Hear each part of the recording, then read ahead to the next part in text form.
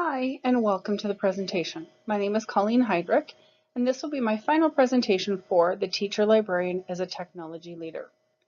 During the presentation, you will see links that are embedded that you may go and explore at the end of the presentation. I will not always show all of them, mostly as a matter of time. So let's begin. This final presentation will be a demonstration of my learning, understanding, and connections made in the course using the Know, Do, Understand model used in the current BC curriculum. The idea is to connect topics, what students will know, to connect big ideas, what they're going to understand, and the skills, strategies, and process, meaning what students will be able to do. The first role that I'm going to look at using the ISTE standards is the learner role. Educators continually improve their practice by learning from and with others and exploring proven and promising practices that leverage technology to improve student learning. I've actually added two pieces from this particular role, the learner role, that I'm going to take a look at. The first one is the TPAC lesson that I did on cyberbullying. This method or way of thinking in terms of TPAC and combining content, pedagogical knowledge, and technical knowledge was certainly something that was new to me. I had dealt with the SAMR levels before, but this was definitely new to me. It was a challenge when I began, and I actually did some work with a couple of colleagues to process some of this and talk about what this might look like.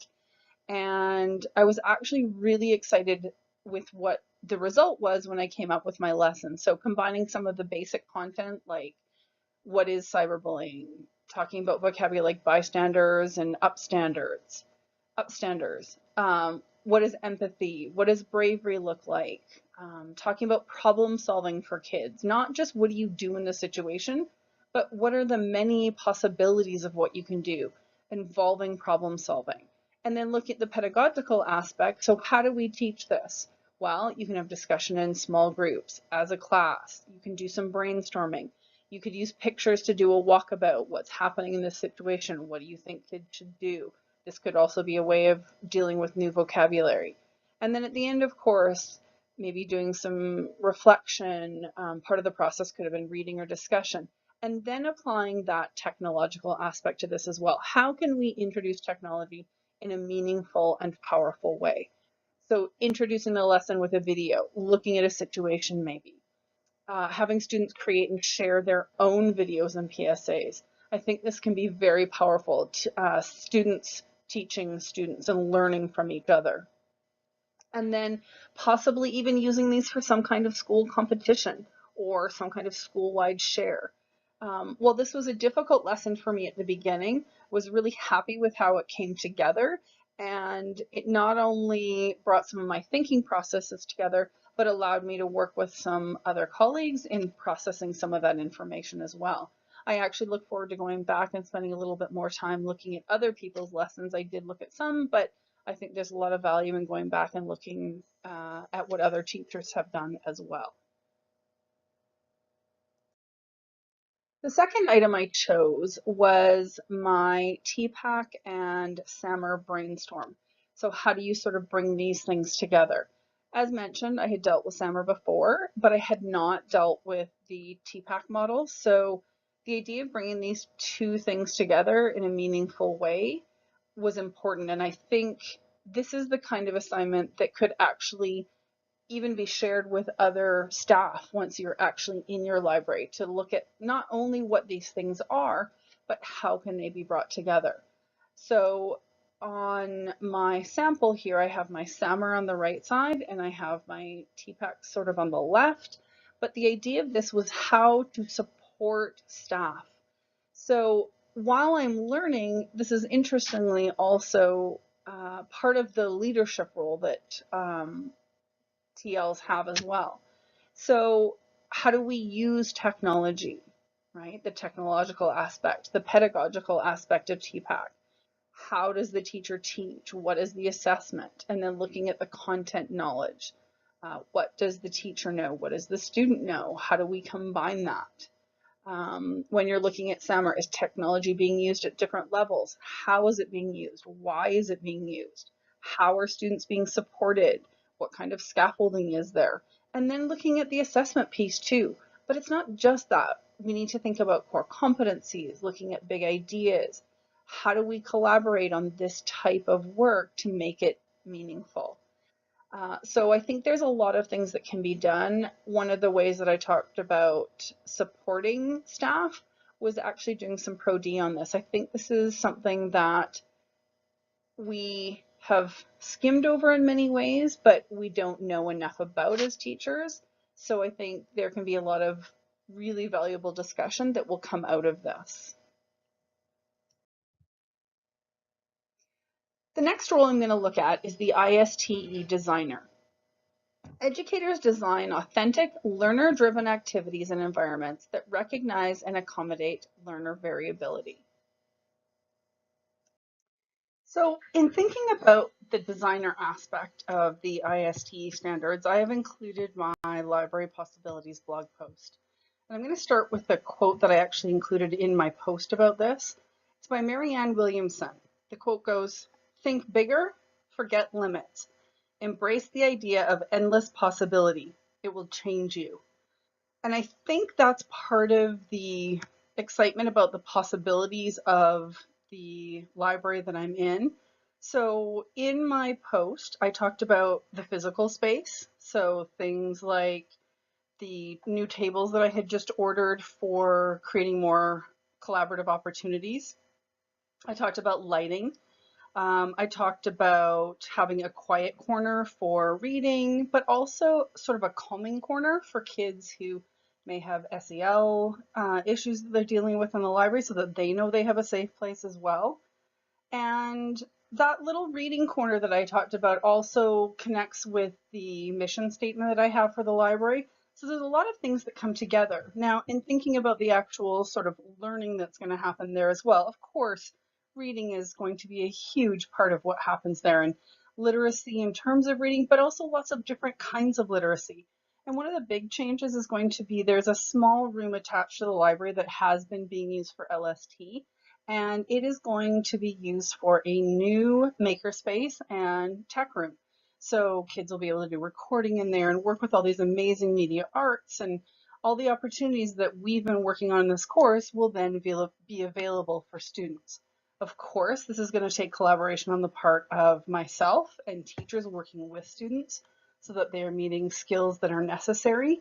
But allowing students to have an actual space to explore and create is going to be really important. Now, the next standard that I want to talk about is the ISTE Citizen.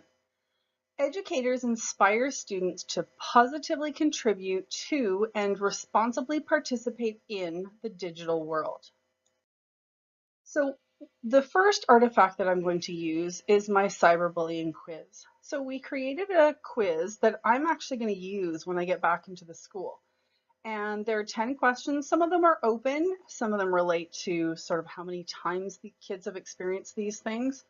And some of them I'm hoping are going to lead to more discussion. So one of the goals that I was hoping for is that students would create their own quizzes, and these might turn into creative assignments in terms of maybe a poster, maybe a podcast, sort of demonstration of the importance of this topic in very different ways. So this artifact has really contributed to my own learning too in a lot of ways, because I'm thinking about the possibilities when we're teaching kids not only to be responsible citizens, but how to provide going forward for students to explore those things in different ways.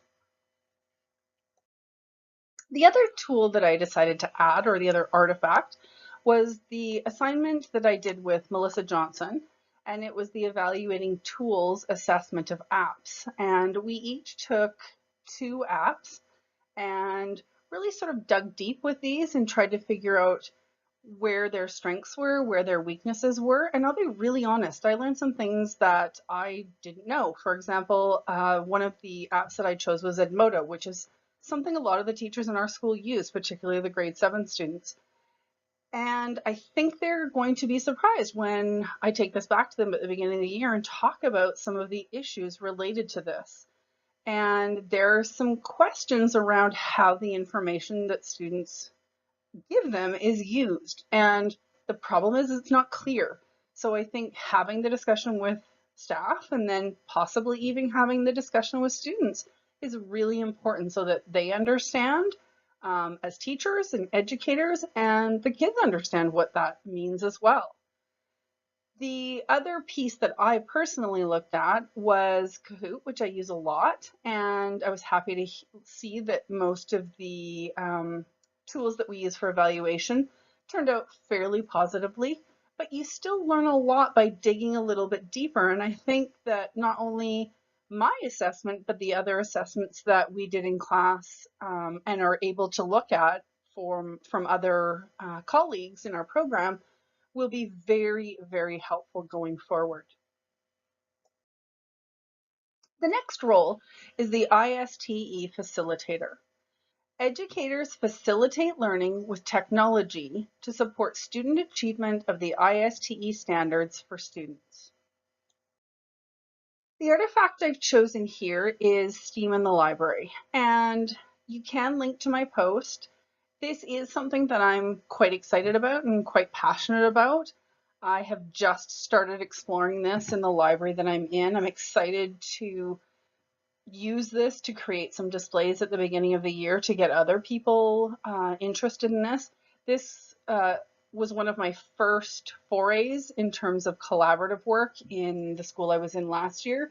I took a book and decided that I wanted to combine some STEAM and some literacy, and I actually planned a lesson and took it to a teacher that I thought might be open to the idea, and she was fully on board, and it went from there. As a result of that, we ended up with 3 or 4 classes, I think, in the library working on this same basic activity because other teachers were excited about what we were doing as well. So this was a brainstorm of how STEAM could be used in the library and what that could actually look like. So there are lots of opportunities, Lego clubs, maker spaces, coding, Scratch Junior. Um, I would like this eventually to build up to something bigger. I would like this to become a STEAM fair that we do every year, where students, instead of being a science fair, students are demonstrating what they are learning. So there are so many exciting possibilities here that I'm really excited to see what this looks like going forward. The other one I decided, the other artifact I decided to use was my 3D design. And it was partly because not only is this important in terms of facilitation, but it's important in terms of learning. My role as a learner and even in some ways as a leader as well. As you can see by the first example on the left, which is part of my blog post, I did not do very well the first time. And I really sort of decided I had to put it away and then come back to it. So the quote in the middle, sometimes what we call failure, is really just that necessary struggle called learning. I think that's really important to make sure that kids understand too that growth mindset is a really integral part of a lot of technology learning. I think students at this point often feel like they know what they're doing and that they're not going to have struggles, but we all have struggles when we're dealing with technology at different times. And the nice thing is, we all tend to have struggles at different times and with different things. So the collaborative part of using technology is excellent because you can work together when you're struggling and one person will help and then the next time someone else will help. So there's a real give and take in terms of working with technology. But as you can see, I went back, I found a different kind of tutorial. The first one was written, the second tutorial was much more visual. It was a YouTube video that I found, and I was actually able to create something. I was really proud of myself because I had struggled through it, but yet I had gone back and tried and completed something, which this one example alone is something that's really important to share with kids so that they understand that we all have struggles, and being able to actually show them this I think will really help with their own learning as well. And for them to understand that, you know, sometimes you're going to have problems, but you just have to keep moving forward. The next role is the ISTE analyst. And the description says, educators understand and use data to drive their instruction and support students in achieving their learning goals. And I particularly focused on 7A, so I added the information for that. It says, provide alternative ways for students to demonstrate competency and reflect on their learning using technology. Reflection is really important for me, and I think some of the tools that we've been working with allow students to not only show their competency with the tool, but to really reflect on their learning. So the piece I chose here was my podcasting piece, and this was something I didn't know a ton about. I had listened to a couple of podcasts previously, had no idea how to create one, and to be very honest, when I first looked at the topic, I had no idea what I was going to talk about. But once I actually got working on the process, I loved it, and I could see all kinds of opportunities moving forward. So there were some technical things I had to figure out. I found that on my blog, because I have a free account, I could not upload. I found a solution to that. I used Podomatic and was able to actually share that with a couple of other people as well. But I realized in doing so that I was not only showing my own skills, but I was finding ways to help other people and to be able to use these skills and teach this to students. The multitude of ways that podcasting could be used are unthinkable, really. And one of the things that really struck me was that there are a lot of kids that have ideas but have trouble sharing them. And I have been using Flipgrid, which allows students to record themselves, but they do get a picture that way so they can see themselves. They could use something else, a Steffi or something, but kids tend to want to record themselves, but not all kids do. And this could be another way that kids could share their ideas, share their learning, reflect on their learning, but not have to do it with themselves in the actual screen. So I'm really excited about the possibilities of podcasting and trying it out with some kids to see what they think. Hi, everyone, and thanks for joining me. Welcome to my first foray into podcasting. My name is Colleen Heydrich, and I thought I'd give you a little bit more information about me. Probably most of you who are listening know I'm a teacher and working to become a teacher librarian, but I thought I'd give you a little bit of insight into me as a person and as a teacher. So I decided to tell you a little bit about my story, about how I became a teacher. I finished university a few years ago, to say the least.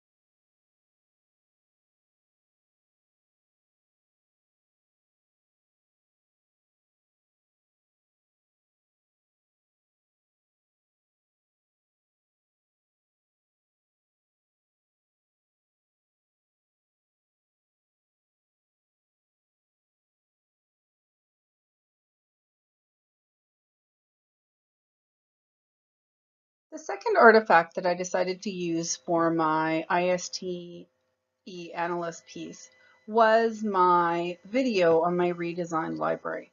I was very happy with how this turned out. I had used PowerPoint before, but this was not something I had done before in terms of creating video with it. And I found that the end result I was so happy with that I actually sent it to the principal of the school almost right after I was finished. And she's really excited. So we are planning to get together and have some discussion about this as soon as the school year gets started. But this came together in a way that I feel as if I'm able to share this with staff, and that the redesigned aspects of our library are really able to support students and move their instruction into new directions and allow them more creativity and get them beyond the sort of consumption part of education into the production and the creating in some really different ways that they have not had the opportunity to do so before. So I'm very excited about this piece, and this might be the piece that I am happiest with of all the artifacts that I have chosen. The next piece is the ISTE Collaborator. Educators dedicate time to collaborate with both colleagues and students to improve practice, discover and share resources and ideas, and solve problems. The artifact that I chose for my collaborator role was the LLC piece discussing my own library learning commons. And it's ironically one of the pieces that I probably struggled the most with in the whole course. I, for some reason, was just not quite feeling like I got it there.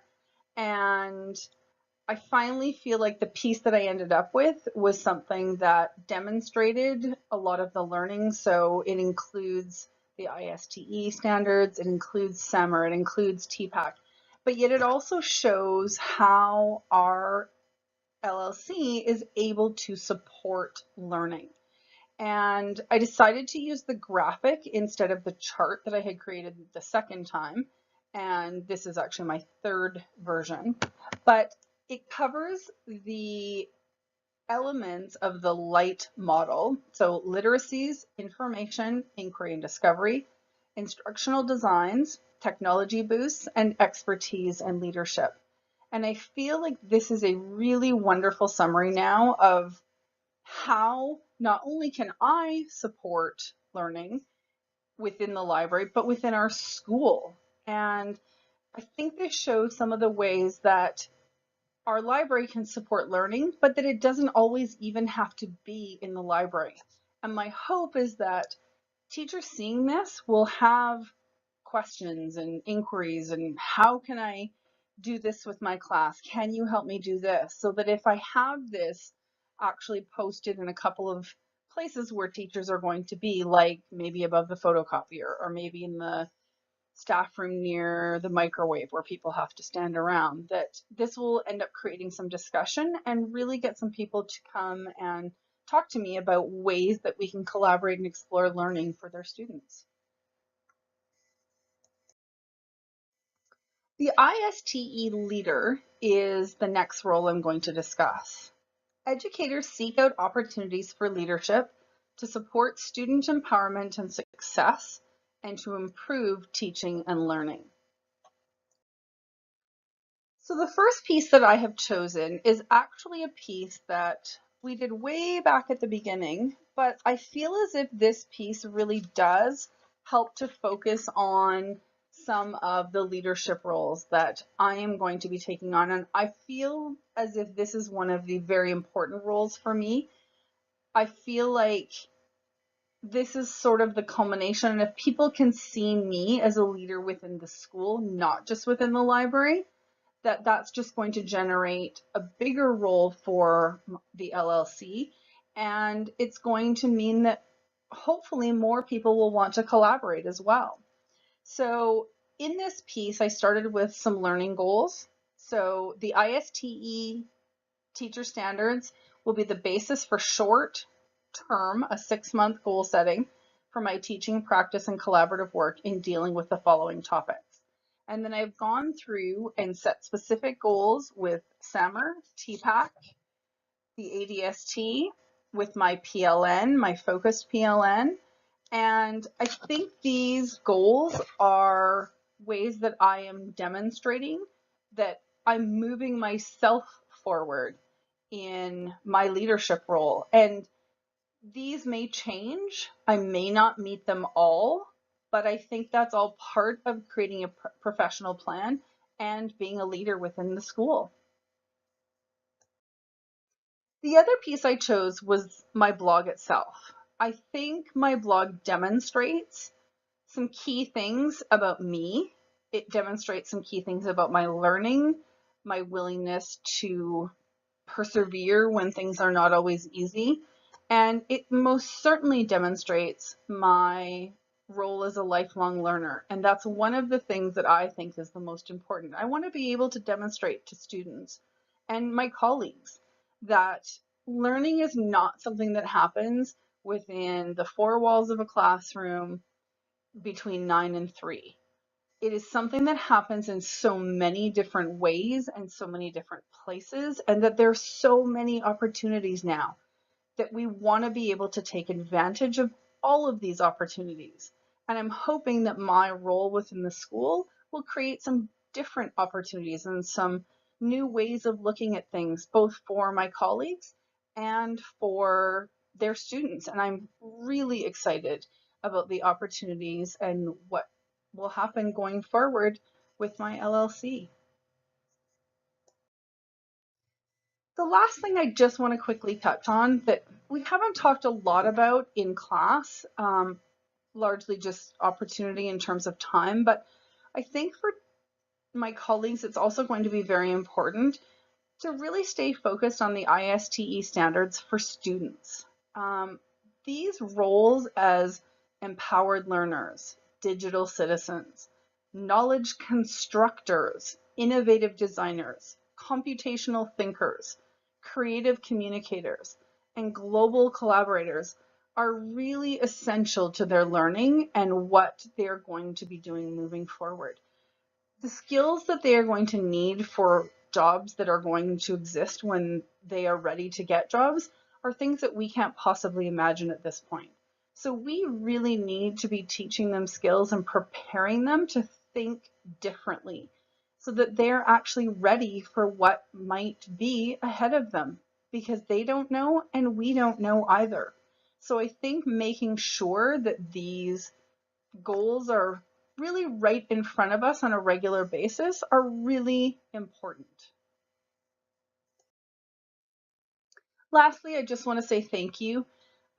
Appreciation goes out to the many colleagues in the course that helped me along the way. I'm not sure sometimes, technology-wise, if I would have gotten through without some of you. The collaboration in the course has been absolutely amazing, and I'm very grateful.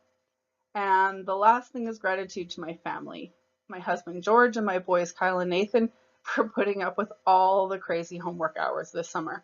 It's all been worth it though, and I'm very happy to have been able to complete this course. Thank you.